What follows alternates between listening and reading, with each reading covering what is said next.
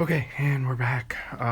So I still haven't done the legs on this module, but I've kind of itching to put something on it. Um, I went back and forth on some layout ideas, and obviously 2x4 is not really much to try to do anything, even switching. So you can see there's two tracks here, and they go up here, and there'll be a number 6 up here. And the plan would be to build this layout, use it for additional videos, ballasting, like excuse to build some buildings, scenery, wiring, etc.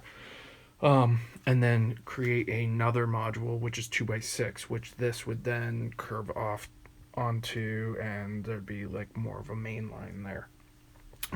So what these bases are is I decided to do like a giant building supply company because I have a bunch of those type of kits already.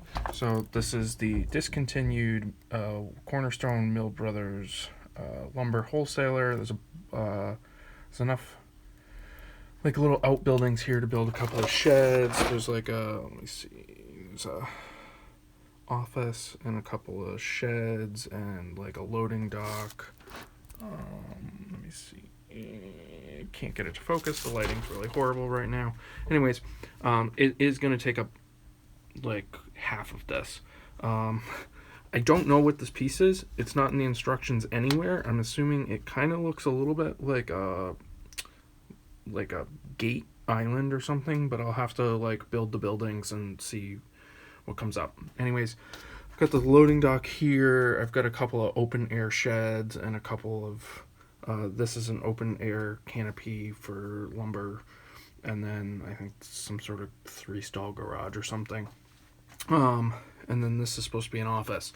What this piece of paper represents is the Pike Stuff retail and wholesale building. It's like 4 3/16 by 11 3/16, so it's roughly represented by a normal sheet of letter paper. And then the rest of this would be like parking, loading for customer area. I still have a little bit of wiggle room on this side because I want to do a couple of Walther's like Cornerstone background buildings here.